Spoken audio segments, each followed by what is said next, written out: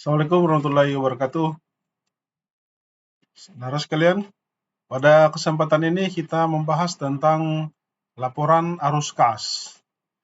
Laporan arus kas ini adalah salah satu dari laporan keuangan yang wajib dibuat oleh sebuah entitas atau sebuah perusahaan.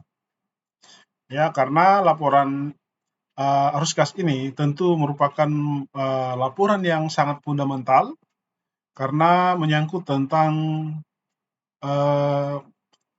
pandangan yang jujur yang diberikan oleh perusahaan tentang kesehatan finansial perusahaan, ya, yang tidak bisa diberikan oleh laporan laba rugi ataupun laporan posisi keuangan atau neraca. Nah, oleh karena itu, saudara sekalian, laporan arus kas ini memiliki fungsi yang cukup penting, ya, cukup urgent di dalam laporan keuangan yang disajikan oleh perusahaan. Dan para pihak yang berkepentingan itu tentu saja sangat membutuhkan laporan arus kas ini, ya, karena laporan arus kas ini bisa digunakan dalam rangka untuk mengukur likuiditas maupun solvabilitas atau kemampuan bayar, ya, atas kewajiban-kewajiban oleh perusahaan. Nah, laporan arus kas itu sendiri, saudara sekalian, itu adalah merupakan laporan yang menggambarkan arus kas masuk dan keluar selama suatu periode tertentu, ya, biasanya per 1 tahun periode akuntansi yang akan dilaporkan oleh perusahaan. Ya, tapi tidak mesti hanya 1 tahun, ya, tapi periode kuartalan, ya, tiap-tiap triwulan itu akan dilaporkan atau juga bisa per semester, bahkan mungkin ada yang sifatnya bulanan, ya. Perusahaan ingin melihat bagaimana arus kas perusahaan dalam periode-periode tersebut. Nah, manfaat dari arus kas itu sendiri, ya, ini, ya, dapat memberikan informasi yang memungkinkan para pengguna untuk mengevaluasi perubahan dalam aset bersih entitas, ya, struktur keuangan sebagaimana yang disampaikan tadi, apakah likuiditas maupun solvabilitas, dan kemampuan mempengaruhi jumlah serta waktu arus kas dalam rangka penyesuaian terhadap keadaan dan peluang yang berubah. Ya, juga bermanfaat dalam rangka untuk menilai kemampuan entitas dalam menghasilkan kas dan setara kas, dan memungkinkan para pengguna mengembangkan model untuk menilai dan membandingkan nilai sekarang dari arus kas masa depan dari berbagai entitas. Nah, di sisi lain juga arus kas ini bermanfaat dalam rangka untuk meningkatkan daya banding pelaporan kinerja operasi berbagai entitas, ya, dengan entitas-entitas yang lain atau perusahaan-perusahaan yang lain. Oke, kemudian kegunaannya, ya, tadi adalah manfaatnya. Ya, sekarang kegunaan dari laporan arus kas itu, saudara sekalian, ya, untuk memberikan informasi dalam rangka melakukan penilaian kemampuan entitas dalam menghasilkan arus kas di masa depan.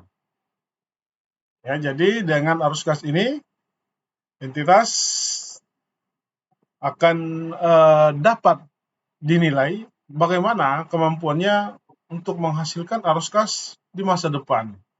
Ya, dengan arus kas itu, ya, kita bisa melihat kas-kas itu yang dihasilkan oleh perusahaan ataupun yang dikeluarkan oleh perusahaan, di situ akan sangat kelihatan, ya, dari sisi investasinya, mungkin arus kas yang diperoleh dari investasi, ya, dari aktivitas operasi utama perusahaan, bagaimana kas itu diperoleh dan pengeluarannya seperti apa, ya, sebesar apa pengeluarannya, ya, maupun dari sektor pendanaan yang dilakukan oleh perusahaan. Nah, di situ akan nampak semua kas itu dari mana saja dan kemana saja. Nah, itu kelebihan dari laporan arus kas, ya, karena di sini khusus untuk melihat bagaimana lalu lintas kas yang dimiliki oleh perusahaan. sehingga juga bermanfaat untuk menilai, ya, berguna untuk menilai kemampuan entitas dalam membayar dividen maupun kewajiban-kewajibannya itu, ya, dari investasi maupun dari sektor pendanaannya. Ya. Kemudian juga menilai penyebab timbulnya perbedaan antara laba bersih dan arus kas bersih dari aktivitas operasi, ya, terutama kalau kita menggunakan arus kas metode tidak langsung. Ya, kemudian transaksi-transaksi investasi dan pendanaan baik secara tunai maupun non tunai. Nah, ini bisa dilakukan penilaian, ya, dari informasi yang disajikan oleh laporan arus kas itu. Nah, oke, selanjutnya saudara sekalian, ya, tadinya kas dan setara kas ini diatur dalam PSAK 2, tapi sekarang sudah berubah, ya. Jadi PSAK 2 itu berubah menjadi saya garis miring aja, ya, PSAK 207, ya, 207, saya merahkan yang dua ini, ya. Jadi berubah menjadi PSAK 207 tentang laporan arus kas. Ini sekarang dilakukan penyesuaian dengan sumbernya dari IFRS. Ketika IFRS itu berubah, maka PSAK kita juga berubah dan nomornya juga sekarang sudah disamakan, ya. Kalau dulu kan ada perbedaan penomoran PSAK, ya, beda di ISB atau IFRS, beda dengan PSAK. Tapi sekarang sudah disamakan, berarti di IFRS juga 207 itu berbicara tentang arus kas. Nah, di dalam PSAK 207 ini disebutkan, ya, kas yang dimaksud dalam laporan arus kas itu sebenarnya adalah kas dan setara kas. Ya, jadi ada yang namanya setara kas atau ekuivalen kas. Ya, itu adalah investasi jangka pendek. Ada kriterianya ketika dia dikatakan sebagai setara kas. Ya, syarat utamanya itu adalah dia harus sangat liquid, ya, sangat liquid sehingga memenuhi kriteria, ya, siap dikonversi menjadi kas dengan jumlah yang sudah ditentukan. Artinya kepastian jumlahnya itu, ya, itu dapat ditentukan, ya, jadi dia tidak bersifat kontingens, ya, tapi sifatnya sudah pasti jumlah itu, dan waktu jatuh temponya juga itu sangat pendek, ya, paling lama 3 bulan, ya, paling lama 3 bulan, dan tidak memiliki risiko yang signifikan, nilainya bisa berubah, ya, misalnya akibat perubahan tingkat bunga. Ya, jadi ini yang dimaksud dengan setara kas, ya, jadi dia sangat liquid, bisa dikonversi dengan menjadi kas dengan jumlah yang sudah dipastikan besarnya, dan waktu jatuh temponya juga sangat pendek. Ya, biasanya contohnya adalah deposito yang akan jatuh tempo dalam jangka waktu paling lama 3 bulan. 3 bulan yang akan datang, dia akan jatuh tempo. Maka itu sudah diakui sebagai setara kas. Ya, tadinya mungkin dia adalah investasi jangka panjang, kemudian berubah menjadi investasi jangka pendek. Ya, akhirnya dia menjadi setara kas ketika jangka waktunya akan jatuh tempo itu 3 bulan atau kurang dari 3 bulan. Nah, ini perlu kita pahami bersama, saudara sekalian. Nah, ini juga, ya, sebagai catatan, ini arus kas itu tidak termasuk mutasi antara pos-pos yang termasuk kas atau setara kas. Baik, kita lanjutkan slide berikutnya, ya. Nah, penyajian dalam laporan arus kas ini, ya, laporan arus kas ini melaporkan arus kas selama periode tertentu yang diklasifikasikan menjadi 3 aktivitas. Ya, yang pertama itu adalah aktivitas utama, yaitu aktivitas operasi. Kemudian aktivitas investasi ya, operasi itu berarti itu adalah aktivitas utama kalau seumpama perusahaan dagang ya dari aktivitas penjualan-penjualan ataupun pembelian-pembelian yang dilakukan oleh perusahaan. Artinya itu adalah core bisnisnya perusahaan.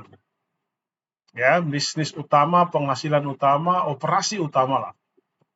Itu yang dimaksud untuk aktivitas operasi. Kemudian ada aktivitas investasi. Nah, aktivitas investasi ini berkaitan dengan investasi yang dilakukan oleh perusahaan, termasuk di dalamnya adalah penjualan ataupun pembelian aset-aset tetap. Ya. Kemudian juga aktivitas pendanaan. Nah, aktivitas pendanaan ini kategorinya itu bisa di situ ada bisa dikatakan pendapatan bunga ya, meskipun bunga juga bisa saja diinvestasi. Kemudian termasuk juga di sini adalah pendanaan ya utang ya, utang yang diperoleh oleh perusahaan ya itu akan terlaporkan di dalam arus kas aktivitas pendanaan. Nah, penyajian ketiga aktivitas tersebut ya akan disajikan atau dilaporkan dengan cara yang paling sesuai dengan bisnisnya. Ya, bagaimana model bisnis sebuah perusahaan maka akan disesuaikan, termasuk kan metodenya, apakah metode langsung atau tidak langsung. Ya, PSAK kita ini sebenarnya merekomendasikan metode langsung karena ada kelebihannya. Nah, suatu transaksi tunggal itu dapat diidentifikasi ke dalam lebih dari satu aktivitas, ya, misalnya pelunasan pinjaman dan bunganya bisa saja di pendanaan, bisa juga di operasi. Ya, itu boleh saja ya, itu tergantung ya, tergantung yang mana yang paling sesuai. Ini berkaitan dengan yang poin kedua tadi, penyajian aktivitas ya, itu dengan cara yang paling sesuai dengan bisnisnya. Ya, apakah aktivitas pelunasan pinjaman dan bunganya itu masuk aktivitas pendanaan ataukah malahan aktivitas operasi ya? Ya tergantung sih. Kalau seumpama perusahaan-perusahaan pendanaan, pembiayaan gitu kan, ya mungkin dia akan masuk aktivitas operasi. Tapi kalau seumpama itu adalah perusahaan dagang, pedagang retail seumpama kan, perusahaan-perusahaan retail ya tentu itu bukan masuk di operasi, dia masuk di pendanaan. Nah itu ya, yang mana yang paling sesuai, itu fleksibel saja, ya yang paling relevan lah dengan aktivitas perusahaan tersebut. Oke ya. Nah kemudian ini klasifikasi yang tadi ya, kita lihat di dalam bentuk bagan-bagan ini, aktivitas operasi, ya ini adalah penghasil utama, pendapatan entitas, kemudian aktivitas investasi, aktivitas perolehan dan pelepasan aset jangka panjang, ya aset-aset tetap, serta investasi lain yang tidak termasuk setara kas. Kemudian aktivitas pendanaan, aktivitas yang mengakibatkan perubahan jumlah dan komposisi ekuitas dan pinjaman entitas. Oke, nah di sini PSAK memberikan fleksibilitas dalam pengklasifikasian item tertentu ya terkait apakah bunga, dividen, dan pajak. Ya, apakah pajak masuk di pendanaan, apakah dia masuk di operasi, ya, dividen apakah masuk di investasi, apakah masuk di pendanaan, apakah masuk di operasi itu. Ya, itu bisa saja ya. Ya, termasuk bunga juga yang tadi telah kita bahas. Ya, apakah bisa operasi atau di pendanaan. Oke, sedikit berisik karena hujan ya. Kita mulai yang pertama, arus kas operasi. Nah, untuk arus kas operasi ini, saudara sekalian, ya tadi kita sudah sampaikan ya ini tentang aktivitas penghasil utama pendapatan. Ya, dan bisa aktivitas lain yang bukan merupakan aktivitas investasi dan pendanaan. Nah, indikator utama menentukan apakah operasi dapat menghasilkan kas untuk melunasi pinjaman dan memelihara kemampuan operasi entitas, membayar dividen dan melakukan investasi. Oke, nah ini terdiri dari dua ya, inflows atau arus kas masuk. Ya, inflows ini adalah arus kas masuk dan outflows itu adalah arus kas keluar. Nah, ini umumnya ya arus kas masuk itu terdiri dari penerimaan dari penjualan barang, ya kalau itu adalah seumpama perusahaan dagang, maka aktivitas utamanya itu ya menjual barang atau ya jasa, kemudian termasuk dari pendapatan royalti, kemudian pendapatan lain-lain ya yang tidak termasuk dalam aktivitas pendanaan ataupun aktivitas investasi. Kemudian penerimaan dari pendapatan sewa ya atau restitusi pajak ya, pengampunan pajak. Nah, ini bisa masuk arus kas operasi. Ya, kenapa pajak ini masuk gas operasi? Karena ini kalau pajak pajak penghasilan biasanya. Pajak penghasilan itu kan muncul dari pendapatan utama perusahaan. Ya, maka ketika ada juga restitusi pajak atau pengampunan pajak ya, maka itu bisa diakui dalam arus kas masuk. Kemudian penerimaan dari pemberian untuk bank dan penjualan sekuritas dari perusahaan efek.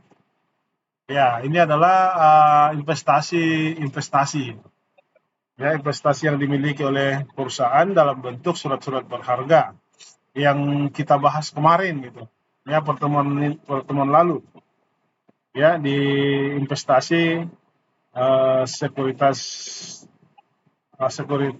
ekuitas dan sekuritas liabilitas itu. Ya, sementara arus kas keluarnya itu bisa terdiri dari pembayaran kepada pemasok barang dan jasa.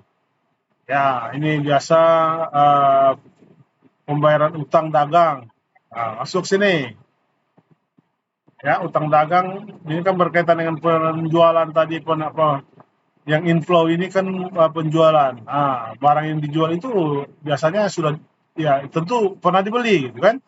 Dibeli dan tidak dibeli secara tunai, maka muncullah utang dagang. Nah, pembayarannya masuk itu sebagai harus keluar untuk aktivitas operasi. Ya termasuk gaji, pembayaran untuk karyawan. Ya, pembayaran untuk karyawan itu adalah harus kas keluar. Ya, kemudian pembayaran klaim asuransi, pembelian efek atau perusahaan efek ya, kemudian pengembalian kredit bank. Ya, dan pembayaran biaya operasi. Ini pengembalian kredit bank yang sifatnya jangka pendek. Nah, ini kalau kita lihat seumpama datanya kita ambil dari neraca atau laporan posisi keuangan itu, maka ini biasanya diambil dari utang-utang jangka pendek. Ya, semua utang-utang jangka pendek itu dimasukkan di sini. Ya, arus kas keluar. Oke ya. Nah, itu rumus pentingnya. Oke. Nah, kemudian kita lanjut. Nah, ini ada pelaporan untuk dua metode ya. Metode yang digunakan itu ada metode langsung dan metode tidak langsung ya. Dan yang paling berbeda itu kedua metode ini adalah dari aktivitas operasi ini. Ya. Nah, metode langsung itu ya kalau metode langsung ya kelompok utama dari penerimaan dan pengeluaran kas bruto itu diungkapkan. Ya, cara mendapatkan juga data-data untuk menyusun metode langsung dan tidak langsung ini ya kalau menurut saya ya metode langsung itu lebih gampang loh ya, lebih mudah menurut saya metode langsung karena kita bisa hanya menggunakan satu sumber saja, yaitu cukup menggunakan buku besar kas ya. buku besar kas kita gunakan itu sudah selesai loh metode langsung itu. Ya cukup itu yang kita jadikan data. Tapi kalau metode tidak langsung, ya kita harus menyesuaikan laba bersih. Jadi laba yang disesuaikan dengan mengoreksi transaksi non kas. Ya, jadi kita membutuhkan laporan perbandingan. Seumpama kita ingin membuat atau menyusun laporan arus kas tahun 2025, ya maka dua neraca yang kita butuhkan, neraca tahun 2025 dan neraca tahun 2024. Itu akan kita bandingkan. Nah, selisih-selisihnya nanti itu yang kita akan gunakan dalam rangka penyesuaian laba. Ya, ini kita akan praktekkan nanti nih metode tidak langsung, ya karena ini mungkin lebih rumit lah dibanding metode langsung. Ya, kita akan simulasikan nanti ya metode tidak langsung, ya disimak saja. Ya, meskipun PSAK itu sebenarnya menganjurkan menggunakan metode langsung ya, karena informasinya dianggap lebih berguna ya. Bukan berarti tidak langsung tidak berguna ya, maksudnya dia lebih kelihatan sumber arus kas masuknya dan arus kas keluarnya ya, terutama di aktivitas operasi. Nah, seperti itu ya kalau di metode langsung. Oke, sekarang kita lihat arus kas aktivitas investasi. Ya, nah untuk aktivitas investasi ini adalah perolehan dan pelepasan aset jangka panjang serta investasi lain yang tidak termasuk setara kas. Ya, kemudian juga mencerminkan pengeluaran untuk sumber daya yang dimaksudkan menghasilkan kas di masa depan. Arus kas keluarnya terdiri dari penerimaan penjualan aset tetap. Ya, ini dia ya untuk aset-aset tetap. Aset tetap itu kan aset-aset investasi. Ya, termasuk aset tidak berwujud dan aset jangka panjang lainnya. Ya, kemudian penerimaan kas. Ya, penerimaan kas dari aset-aset derivatif. Ya, aset-aset derivatif itu contohnya dari kontrak future atau forward, ya, atau future untuk pendanaan. Ya, termasuk penerimaan penjualan instrumen utang atau kas selain yang diperdagangkan. Ya, kemudian penerimaan kas dari pelunasan uang muka dan pinjaman dari pihak lain. Nah, ini semua dimasukkan sebagai arus kas masuk ya. Penerimaan kas dari pelunasan uang muka. Kemudian arus kas keluarnya bisa dari pembayaran kas, artinya perusahaan mengeluarkan kas untuk membeli aset tidak tetap, ya, atau aset tidak berwujud, ya, serta biaya pengembangan ya dikapitalisasi. Biaya untuk pengembangan yang dikapitalisasi dalam sebuah investasi atau sebuah aset gitu. Kemudian pembayaran kas. Ini tadi ya, tadi kan ada penerimaan kas dari derivatif. Nah, ini termasuk kalau perusahaan mengeluarkan kas untuk membayar future ya, aset-aset derivatif ini, forward, ya swap, ya untuk aktivitas pendanaan. Ya, kemudian juga pembayaran untuk membeli instrumen utang. Ya, pembayaran untuk membeli obligasi seumpama atau membeli saham, ya, atau ventura selain untuk diperdagangkan. Oke, kemudian arus kas dari aktivitas pendanaan. Ya, nah aktivitas pendanaan ini aktivitas yang mengakibatkan perubahan dalam jumlah serta komposisi kontribusi modal dan pinjaman entitas. Ya, memprediksi klaim atas arus kas masa depan oleh para penyedia modal entitas. Nah, arus kasnya itu ya arus kas masuknya terdiri dari penerimaan kas dari penerbitan saham, Ya, kalau seumpama perusahaan menerbitkan saham atau menjual saham lah gitu ya. Menjual saham ya kan perusahaan mendapatkan kas. Yang sebelum-sebelumnya lah kita bahas bagaimana ketika perusahaan menjual saham maka hasil penjualan itu dimasukkan di dalam arus kas penerimaan aktivitas pendanaan. Ya, kok pendanaan? Karena bukan investasi ya, ini ya penerimaan untuk aktivitas apa arus kas pendanaan ini kan memang yang berpengaruh terhadap liabilitas ya, liabilitas jangka panjang dengan ekuitas ya, modal. Nah, ini ya beda dengan yang tadi yang derivatif. Oke, yang kalau yang derivatif kan ya bukan ekuitas. Ya, meski dia itu hanya aset turunan ya atau underlying itu dari aset-aset induknya. Nah, kalau ada penjualan saham, maka hasil itu akan dicatat di penerimaan arus kas pendanaan.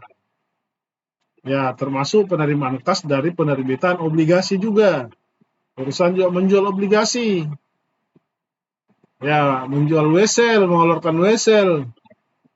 Ya, kemudian pinjaman jangka pendek dan jangka panjang atau hipotek.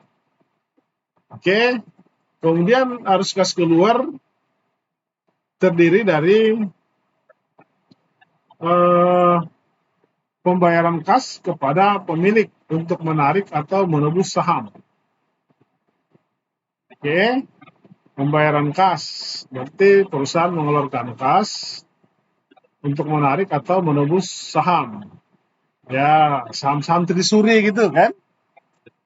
Ya, kalau seumpama perusahaan kembali membeli sahamnya, ya maka muncullah saham-saham trisuri itu dan penjualan uang kas yang dikeluarkan, maka disitulah ya pembelian kembali itu kas itu akan dilaporkan sebagai arus kas kedua. Kemudian pelunasan pinjaman, kemudian pembayaran kas oleh lisih untuk mengurangi saldo likuiditas terkait sewa pembiayaan. Oke, ya. Baik, kita lanjut saudara sekalian. Arus kas dalam mata uang asing, udah kita skip dulu ini ya, supaya tidak memunculkan kebingungan. Ya, ini ada bunga dan dividen. Saya mau langsung ke arus kasnya saja dulu. Oke, kita lihat nih ya format laporan arus kas ini sekali lagi ya, penyajian laporan arus kas dibagi menjadi dua itu. Metode langsung dan metode tidak langsung ya, di sini aktivitas operasinya yang paling berbeda tuh. Metode langsung dengan tidak langsung. Ya, arus kas masuk dan keluar dari aktivitas investasi dan pendanaan dilaporkan terpisah. Oke, nah sekarang ini adalah tahapan penyusunan laporan arus kas. Tahapan penyusunan laporan arus kas ini ya sumber informasi yang kita butuhkan. Ya, ini kalau menggunakan metode tidak langsung, maka laporan posisi keuangan komparasi atau laporan neraca perbandingan. Ya, itu tadi, kalau kita mau menyusun arus kas tahun 2025, maka kita membutuhkan neraca tahun 2024 dan tahun 2025. Kita bandingkan saldo dari masing-masing akun di dalamnya. Contoh, kas, ya kas tahun 2024 dan 2025. Kita bandingkan berapa selisihnya, apakah selisih naik atau selisih berkurang. Ya, kalau seumpama tahun 2025 lebih besar daripada 2024, berarti saldonya saldo lebih, kan? Artinya kasnya naik. Ya, demikian pun persediaan. Persediaan tahun 2024 berapa, persediaan tahun 2025 berapa. Seumpama 2024 1000, 2025 2000, ya berarti ada saldonya 1000. Berarti saldo naik juga tuh, saldo lebih ya. Sebaliknya kalau 2024 lebih besar, 2025 lebih kecil, maka itu saldo kurang. Ya, itu turun. Ya, seperti itu. Kemudian kita juga akan membutuhkan laporan laba rugi tahun berjalan. Atau laporan laba rugi kalau tahun 2025 kita membuatkan laporan arus kas, maka yang kita butuhkan hanya laporan laba rugi tahun 2025, ya. Kemudian data-data lain yang diperlukan seperti di catatan laporan keuangan, ya. Data-data lain mungkin akan membutuhkan laporan dividen seumpama kan, ya laporan penjualan itu kalau ada catatan-catatannya, ya itu masih dibutuhkan. Nah, langkah-langkah menyusun laporan arus kas, ya, yang pertama adalah menghitung perubahan saldo kas dan setara kas. Kemudian menghitung arus kas bersih dari aktivitas operasi dan menghitung arus kas bersih dari aktivitas investasi dan pendanaan. Nah, kemudian kita lihat perbandingan lagi metode langsung dan tidak langsung. Apa keunggulannya, ya? Jadi keunggulan metode langsung ini, kalau kita menggunakan metode langsung, ya tadi kan dijelaskan yang membedakan itu di aktivitas operasi, yang paling membedakan aktivitas operasinya. Ya, kalau di metode langsung, ya ini kelebihannya itu adalah di metode operasi, di aktivitas operasi itu akan kelihatan, ya, akan kelihatan sumber penerimaan dan pembayaran kas. Dari mana saja uang itu dan kemana saja. Ya, jadi kan itu tadi, kalau metode langsung berarti kita akan melaporkan arus kas masuknya, kemudian dibawanya tuh arus kas keluarnya. Gitu. Ya, arus kas masuk berarti sumber-sumber pemasukan dari kegiatan operasi, dan arus kas keluar itu sumber-sumber pengeluaran untuk aktivitas operasi. Ya, jadi nampak. Ya, di situ nampak dari mana dan kemana. Ya, sehingga informasi dalam bentuk penerimaan dan pengeluaran kas itu lebih dapat menjelaskan bagaimana kemampuan perusahaan untuk menghasilkan arus kas dari aktivitas operasi yang memadai untuk membayar utang, membiayai kembali kegiatan operasi, dan membayar dividen ke pemegang saham. Itu kelebihan metode langsung. Ya, dan itu tentu tidak dimiliki oleh metode tidak langsung. Tapi tentu saja metode tidak langsung juga punya kelebihan. Ya, dalam metode tidak langsung ini memang fokusnya adalah pada perbedaan antara laba kah atau rugi bersih dengan arus kas bersih dari kegiatan operasi tersebut. Ya, sehingga memang dalam metode tidak langsung ini yang pertama dilakukan adalah penyesuaian laba bersih. Ya, jadi kita akan mengambil laporan laba bersih perusahaan di periode berjalan, kemudian kita sesuaikan. Ya, kita tambah dan kurangi tadi dari selisih-selisih dari laporan posisi keuangan. Oke. Kemudian yang kedua adalah memberikan informasi yang menghubungkan laporan arus kas. Ya, itu di situ kita lihat keterkaitan betul itu antara laporan arus kas, laba rugi, dan laporan posisi keuangan. Ini menyatu di situ tuh. Ya, kalau di aktivitas operasi, kalau kita menggunakan metode tidak langsung. Ya, dan itu tentu tidak dimiliki juga oleh metode langsung. Oke, dan ya kita lihat contoh penyusunan laporan arus kasnya. Di sini kita contohkan laporan posisi keuangan komparasi PT Polri menggunakan tahun buku 2012 dan 2011, ya, atau kita perbaharui saja tahunnya, ya. Oke, jadi kita asumsikan bahwa ini adalah neraca perbandingan, ya, atau laporan posisi keuangan komparasi antara tahun 2021 dan 22. Berarti Laporan arus kas yang kita mau susun adalah laporan arus kas tahun 2022. Ya, taruhlah seperti itu ya. Maka kita membutuhkan juga neraca tahun sebelumnya. Ya, kita gabungkan seperti ini, kita komparasikan ya. Nanti juga akan kita hitung di sini, buatkan lagi kolom 1, kolom selisih nantinya. Ya, anggaplah ini adalah untuk kelompok asetnya ya. Kemudian sambungannya ini adalah kelompok utang dan modal ya, 2022 2021 ya. Kemudian juga ada informasi tambahan. Ya, ada catatan yang menyebutkan perubahan saldo akumulasi penyusutan hanya disebabkan oleh pencatatan pengakuan beban penyusutan tahun berjalan.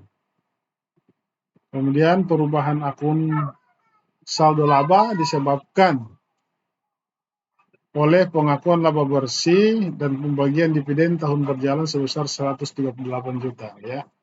Jadi dividen sebesar 138 juta.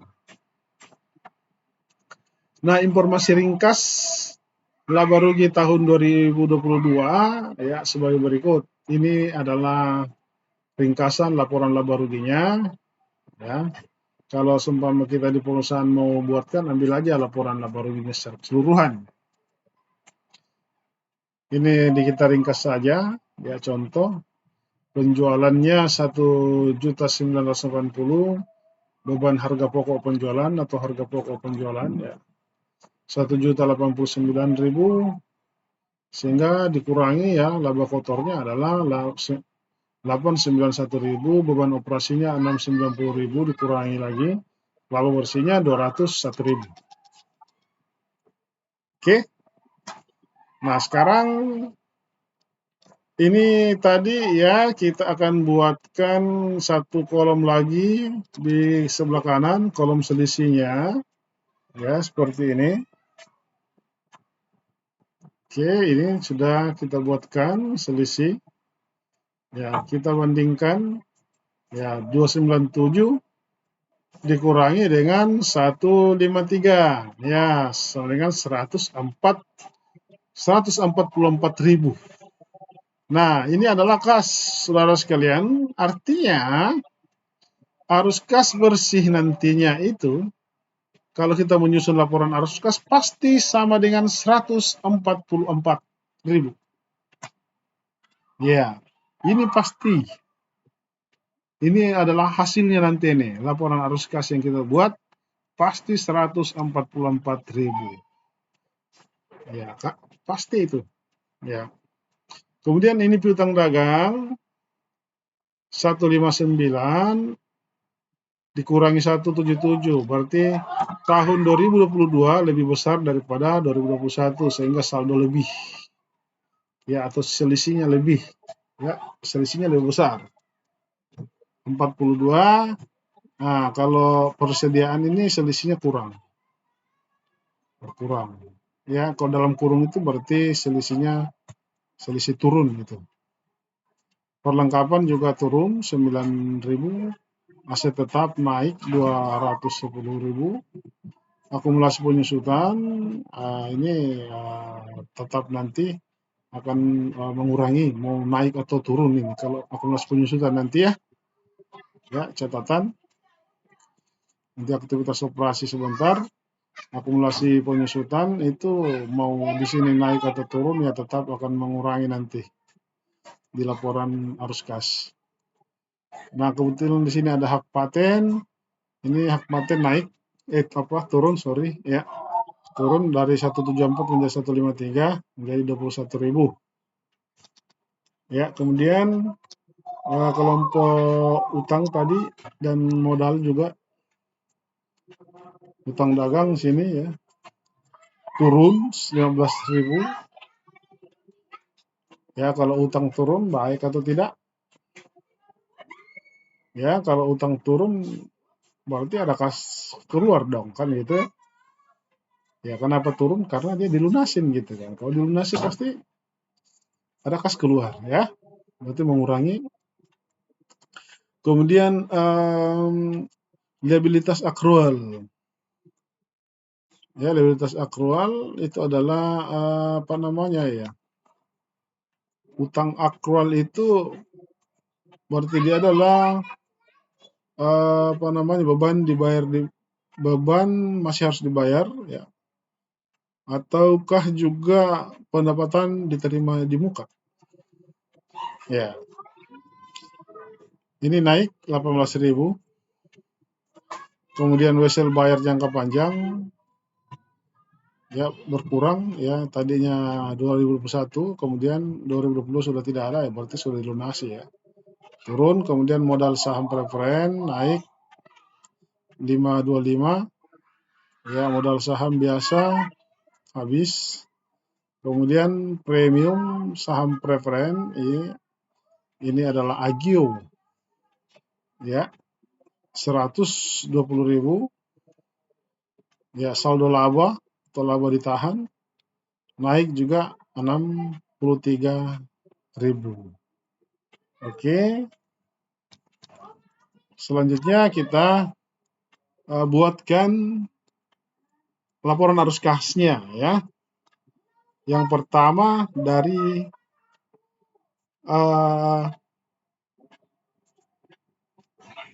arus kas bersih dari aktivitas operasi metode langsung dulu. Ya, kita buat metode langsung dan metode tidak langsung. Kalau metode langsung ini ya, kas yang diterima dari pelanggan 1.938.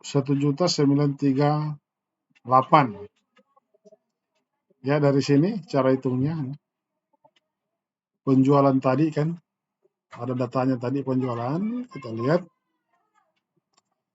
penjualan itu 1.980 ya. Ini ya, penjualan 1.980 ya, kemudian dikurangi dengan kenaikan piutang dagang ya. Kenaikan piutang dagang ada tadi piutang dagang nih ya, ini. Nah, kenaikan piutang dagang 42.000. Oke, mari kita lihat logika hitungannya nih. Ya, jadi penjualan dikurangi dengan kenaikan piutang. Oke, kenapa dikurangi dengan kenaikan piutang? Bagaimana kalau piutangnya seumpama turun? Ya, ya, kenapa dikurangi dengan kenaikan piutang? Karena kalau piutang bertambah itu kan berarti kasnya sebenarnya tidak ada kan? Berarti piutang bertambah, berarti uang itu tidak ada yang masuk gitu. Dia tidak masuk. Beda kalau seumpama tadi selisihnya adalah piutang berkurang, berarti ada penagihan piutang. Nah, di sini posisinya bukan dikurangi, berarti ditambah. Ya, penjualan ditambah dengan penurunan piutang. Kenapa ditambah? Kalau piutang menurun berarti ada penerimaan kas, ya kan? Kalau piutang justru bertambah berarti bukan kas, tidak ada kas masuk gitu. Ya. Nah, di situ kan semua itu akan diklaim sebagai tetap penjualan. Penjualan secara kredit, berarti mendebit piutang, mengkredit penjualan gitu kan. Ya, berarti tidak ada kas di situ. Sementara kita mengakui sebagai penjualan, di mana penjualan ini kita laporkan dalam laporan arus kas. Dalam laporan laba rugi. Ya kan? Laporan laba rugi sehingga kita dapatkan laba. Dan dalam laba itu ada laporan penjualan yang kasnya belum diterima. Karena dia dalam bentuk piutang. Nah, makanya itu kita keluarkan.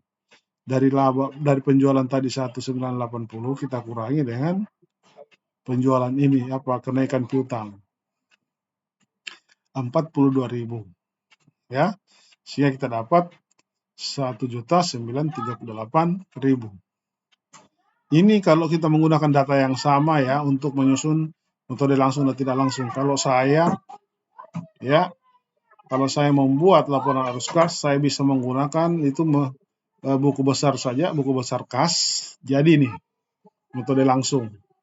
Ya, lebih mudah malahan. Oke, ya, tapi kita contohkan saja kalau menggunakan data yang sama.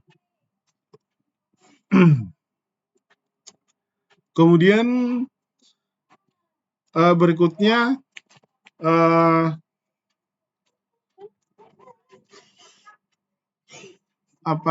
kas yang dikeluarkan, yang kas yang diterima itu hanya dari pelanggan saja itu ya 1938. Kemudian kas yang dikeluarkan untuk pembayaran dari supplier 1.074.000.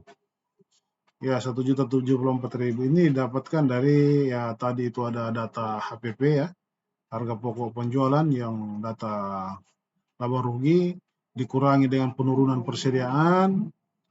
Ya, persediaan tadi di neraca kan berkurang ya, sebesar 30.000 itu ya, menurun sebesar 30.000 ya, dikurangkan. Kalau persediaan menurun ya, berarti kan ada potensi ada kas masuk gitu. Kenapa persediaan menurun, kan terjual asumsinya, ya kan? Nah, kan dikeluarkan dari harga pokok penjualan, kemudian ditambah dengan penurunan utang. Ya, kenapa harus ditambah kalau utang turun? Kalau utang turun berarti ada pengeluaran kas, ya kan?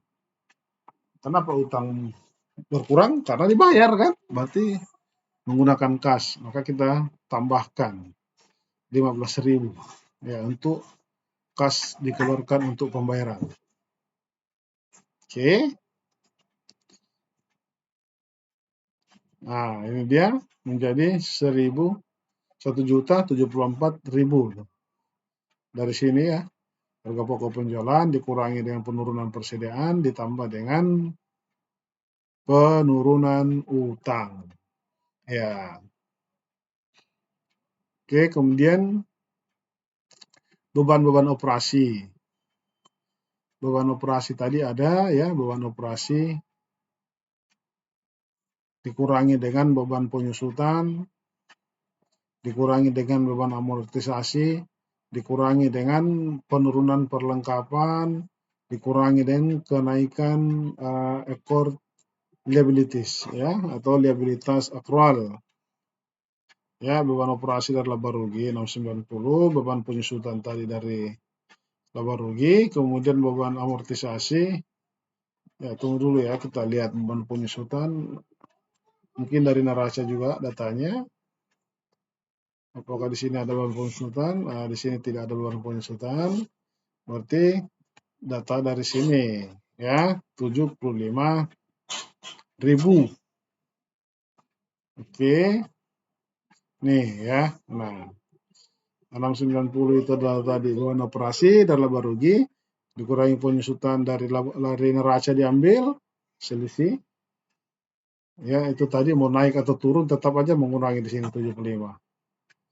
Kemudian beban amortisasi diambil dari mana ini? Dari neraca juga. Oke, dari neraca paten ya, dari paten 21.000. Ini enggak ada di sini nih pasti ini. Ini enggak ada. Oke. Karena tadi ada paten. Ini ya, 21.000. Oke, ini beban amortisasi. Karena yang diamortisasi itu kan beban amortisasi itu dari aset tak berwujud. Aset tak berwujud itu penyusutannya namanya beban amortisasi. Ya. Kalau aset tetap yang berwujud beban penyusutan atau depresiasi. Kemudian penurunan perlengkapan. Ya. Penurunan perlengkapan. Kalau perlengkapan menurun, berarti digunakan. Kalau digunakan itu akan menjadi beban. Ya, beban sebesar 18.000. Ini dikurangi semua ya hingga ya hasilnya adalah 567.000. Ini kemudian ditambahkan 1641.000. Ya, jadi arus kas masuk dikurangi arus kas keluar sama dengan 297.000. Ya, ini adalah arus kas aktivitas operasi. Oke, kalau ini adalah metode langsung dan ini adalah metode tidak langsungnya. Aktivitas operasi juga. Oke, nah ini tadi laba bersih 201.000. Nah, ini kita pakai, ini yang kita sesuaikan. Ya, laba bersih 201.000. Kemudian ditambah dan dikurang. Nah, kita tambah dulu. Apa yang menambah laba bersih? Oke. Yang pertama, beban penyusutan. Nah, beban penyusutan ditambahkan, saudara sekalian. Mau selisihnya tadi nambah atau naik atau turun itu ya di neraca, ya tetap saja di sini akan ditambahkan. Ya, termasuk beban amortisasi juga seperti itu. Mau naik atau turun tetap ditambahkan. Ya, laba bersih 201.000. Ditambah beban penyusutan 75.000. Kenapa ditambah beban penyusutan itu? Karena ya beban penyusutan itu maupun beban amortisasi ini itu sebenarnya tidak dalam bentuk uang kas. Tidak ada betul-betul kas keluar. Ya, tidak ada kas yang keluar. Itu hanya perhitungan estimasi. Menyusut sekian. Apakah ada uang yang betul-betul menyusut? Kalau seumpama dikatakan 75.000 menyusut, apakah perusahaan kehilangan uang 75.000? Kan tidak. Itu hanya perhitungan nilai ekonomis bahwa aset tersebut menurun nilainya sebesar 75. Termasuk amortisasi juga seperti itu. Maka karena dia kas ini tidak pernah keluar, maka ini kan tadi dipakai menghitung laba, itu kan mengurangi ya, beban penyusutan itu mengurangi penjualan, sehingga laba bersihnya menjadi 201.000. Nah, uang itu tidak betul-betul keluar, makanya ditambahkan kembali. Jadi dimasukkan kembali 201.000 ditambah 75.000 ditambah juga amortisasi 21.000. Nah, gitu ya. Selanjutnya penurunan perlengkapan. Ya, sama. Pada saat perlengkapan menurun, itu kan tidak ada kas yang betul-betul hilang. Tidak ada kas yang keluar. Ya, sementara tadi sudah dilaporkan sebagai beban perlengkapan. Ya, kalau menurun berarti terpakai gitu kan. Terpakai dia dilaporkan sebagai beban.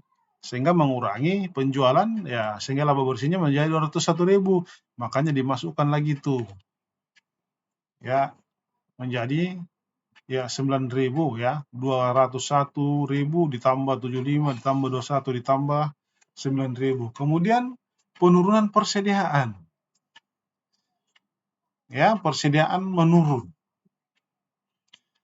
Nah, di sini kalau dia menurun persediaannya juga ditambahkan.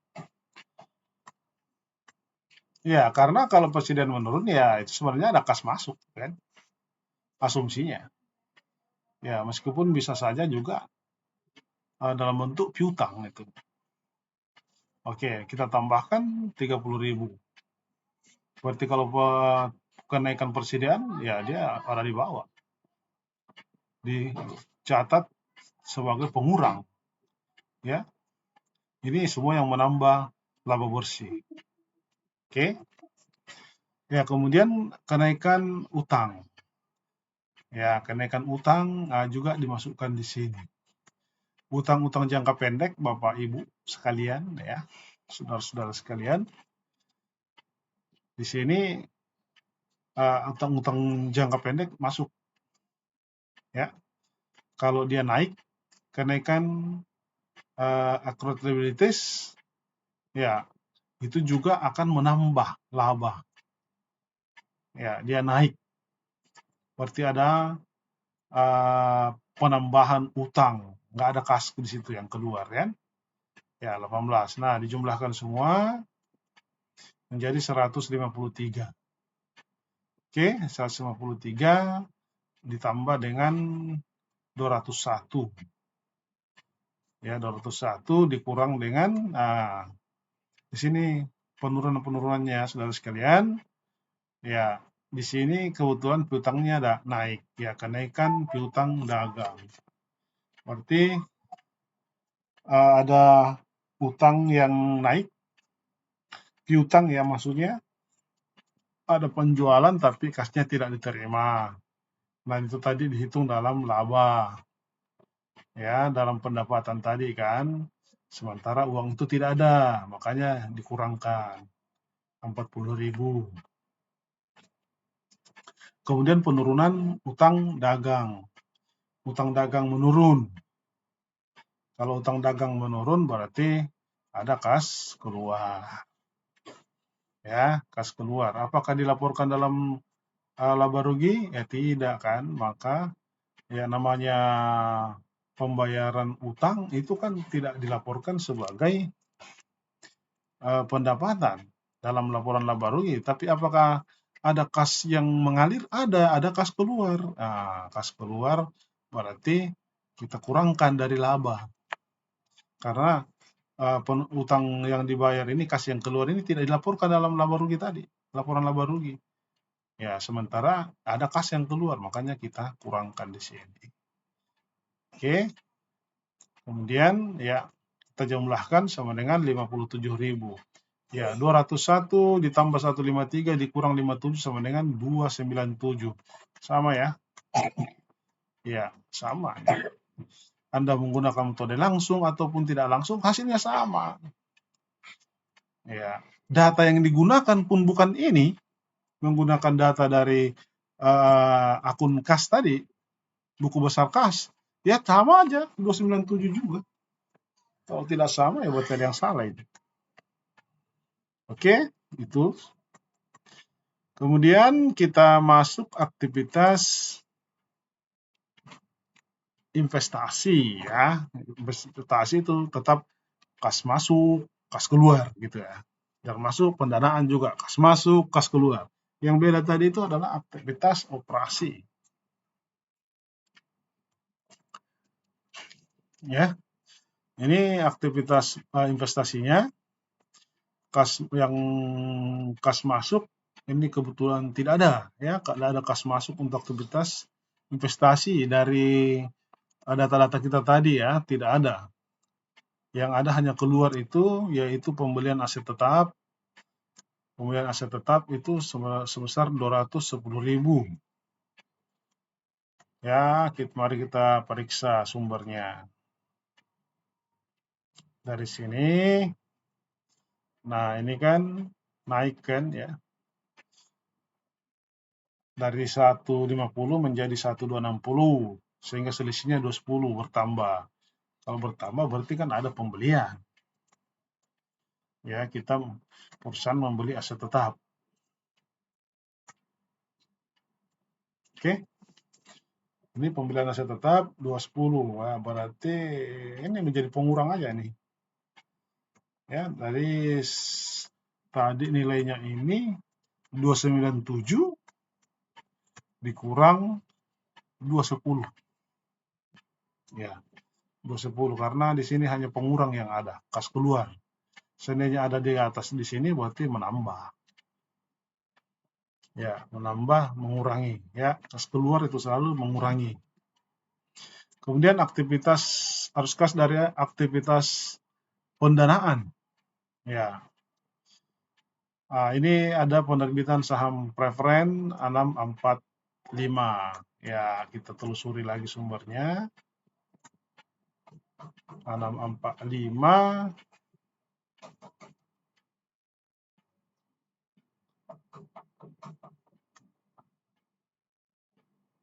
Mana tadi ya?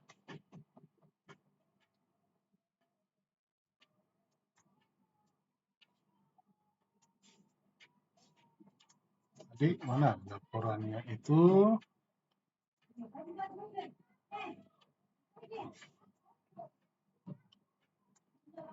Ini datanya ya. Sorry, kita lihat datanya. Tadi kan. Nah ini ya. Ya, ini ada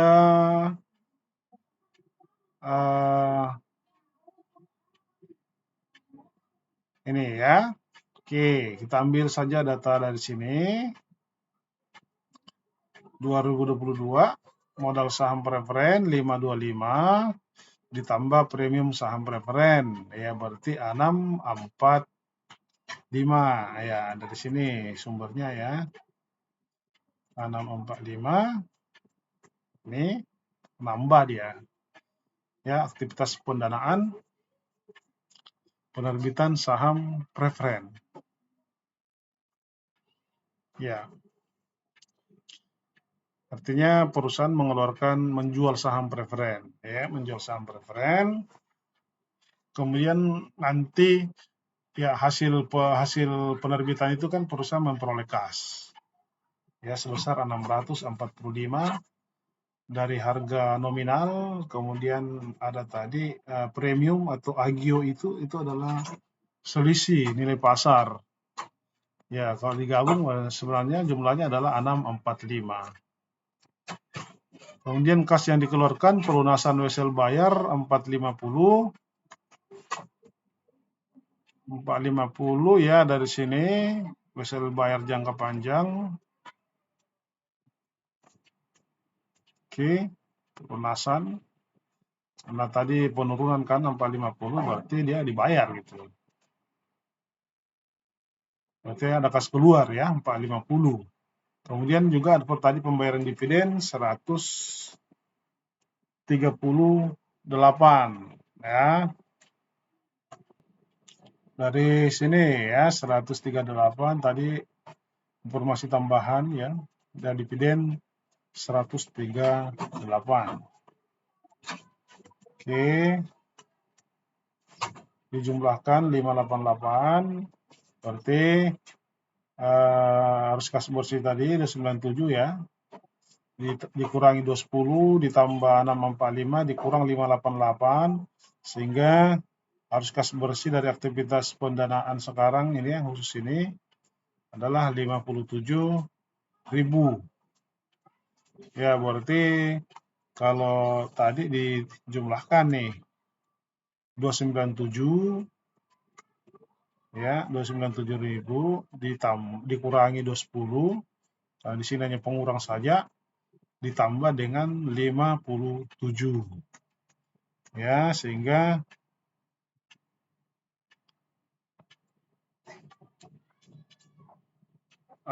ini aktivitas operasi ya, kita buat laporannya utuh. Oke, ini harus kas aktivitas operasi kalau metode langsung seperti ini 297 ya, kalau metode tidak langsung ya kita pakai tadi penyesuaian 297, kemudian disambung ini sambungan 297 dikurangi 210 ditambah 57 ya, ditambah 57 berarti sama dengan 144 itulah kenaikan kas 144. Tadi saya sampaikan ya di perbandingan tadi bahwa itu akan sama persis di laporan arus kas pada saat di laporan neraca perbandingan tadi ini. Ya, coba lihat nih 144, kita lihat neraca perbandingannya, ini kan selisihnya 144 naik kan? Ya. 153 menjadi 297 berarti ada kenaikan 144. Nah, itulah arus kas merinci itu. Arus kas merinci bagaimana caranya dia bisa terbentuk 144 itu. Nah, dari si laporan ini udah kan? Nih dia. 144, saudara sekalian. Ya kan? Ya, 144. Berarti 144 ini prosesnya dari sini semua nih, aktivitas investasi, aktivitas apa namanya, dari aktivitas operasi, investasi, kemudian aktivitas pendanaan. Sehingga ada kenaikan 144. Ditambah dengan saldo awal kas 153. Coba ditambah lagi ya, saldo awal kas 153. Berarti kita ambil dari saldo neraca tahun 2021. Ya, saldo kas tahun 2021 pasti diambil dari sini nih, 153 kan, 2021 nih. 153. Pasti kalau dijumlahkan dengan selisih tadi, kenaikan yang 144 pasti sama dengan 297. Iya. 297 ini itulah yang ada di dalam kas, laporan kas akhir itu. Nih, saldo akhir kas nih 297. Ya, ini berarti saudara sekalian, ya, 33 ini akan persis sama di dalam neraca perbandingan untuk kas nih kan, sama. Canggih kan? Oleh karena itu kan mudah kita menilai itu. Apakah laporan arus kasnya sebuah perusahaan itu sudah benar atau tidak. Kadang ada gerambang loh buat. Ya, saat kita bandingkan dengan laporan kas ini, perbandingan, kok beda? Berarti itu asal-asal bikin. Ya, seperti itu saudara sekalian untuk laporan arus kas. Ini tidak terlalu sulit ya cara membuatnya. Ya, nanti mungkin juga saya akan bagikan link menghitung arus kas metode langsung dengan menggunakan metode dengan menggunakan akun buku besar kas. Ya, dari situ saja kita bisa menyusun arus kas tanpa data-data lain. Ya, baik, saudara sekalian, ya, ini adalah sumber-sumber bacaan. Oke, terima kasih atas atensinya, saudara sekalian. Sampai jumpa pada materi berikutnya. Assalamualaikum warahmatullahi wabarakatuh.